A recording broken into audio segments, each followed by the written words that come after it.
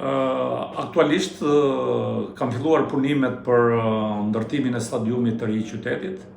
Është një investim i përbashkët midis Federatës Shqiptare të Futbollit dhe Bashkisë Gramsh.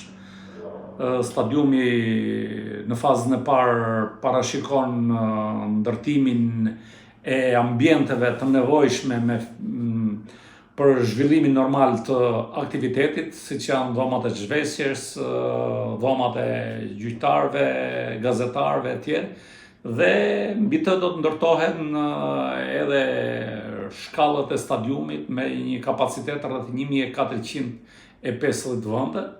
Njëkohësisht do të bëhet fusha e re sipas parametrave.